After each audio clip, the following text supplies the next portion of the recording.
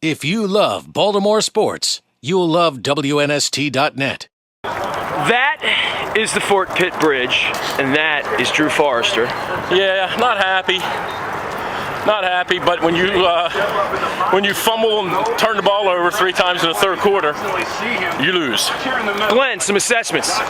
Is this the radio?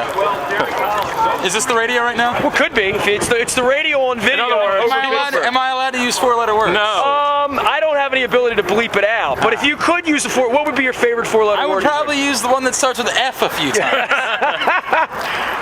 This sucks. I don't know what else to. It's so funny because it's probably good that we have 48 hours to think about it before we have to go on the radio. Because I haven't compartmentalized it yet. I haven't. I'm really now in that category of believing it's never going to happen. And I'm going to change my mind, by the way, before we go on the radio.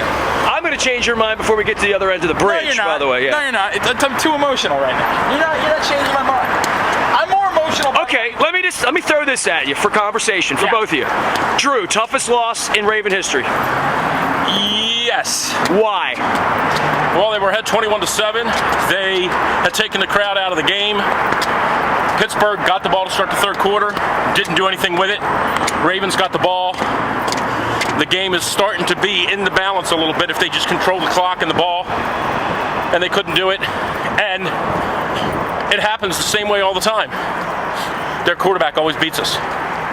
What about our quarterback, Glenn? A lot of people in town aren't going to be happy with our quarterback. Ness, he's got something hanging over his head right now. You can say what you want about his mechanics and about all the garbage that people like to pick at.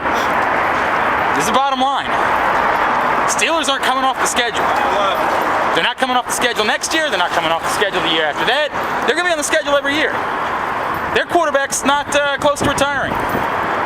Assuming the CBA works out and we have football next year, Drew, what changes do you expect? That's a good question. I think they desperately need a rush defensive end. Somebody like Trevor was his first couple of years.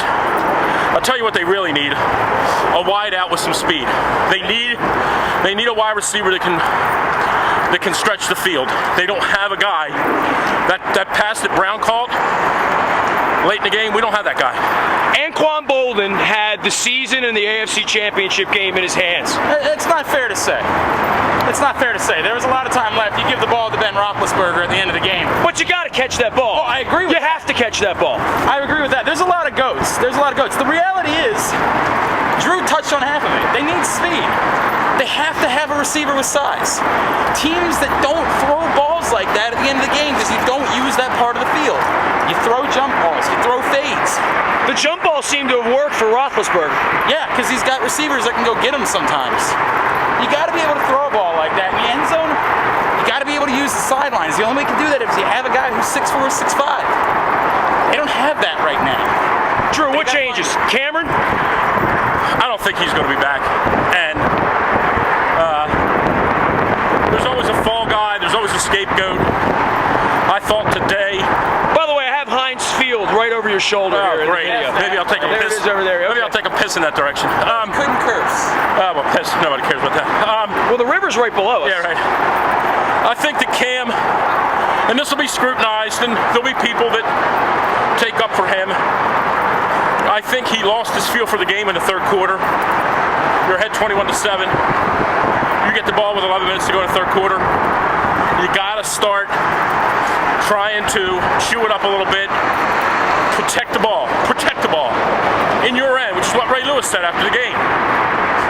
Ray spoke for me. He said, you got to protect the ball down there deep in your territory. Give it to them on a punt and we'll fight. But we're not going to fight them on the 15-yard line or 20-yard line. And that's what they had to do. Tell everybody what it's like to go into a locker room when the Ravens season ends in that way. In that way? I'd rather be in Beirut. I mean, that is. Yeah, it wasn't good. It was good because I got into the post-game interview room first, and somebody said, "Oh, you're the first in. That's good. You'll get a good seat." And I said, "You don't need a good seat for a funeral." And I'm right. I had the best one though. Drew, is there a part of it for you with the soccer business and where you've been that it feels the same way? I mean, I noticed you and I were there when they were coming out of the locker room, and some thoughts on just seeing the devastation that the fans don't really get to see. Yeah, I mean, I've been there. You know, I've been the GM standing there when the team comes in having lost, having played their hearts out in Cleveland like we did a couple times and losing. So I've been there, done that. It's tough. I saw a couple guys come off the field crying. I thought Suggs was going to cry. Yeah, I thought too. Suggs was going to lose it, and I really think Harbaugh almost. Marcus Smith had tears in his eyes. He cried. Yeah, Marcus Smith had tears in his eyes. Marshall Yonda had tears in his eyes.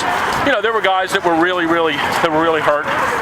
And well, it's nice for the fans to know that it means everything to these guys too. I think. Yeah, I agree. It'd be nice if it meant a little bit more to the quarterback.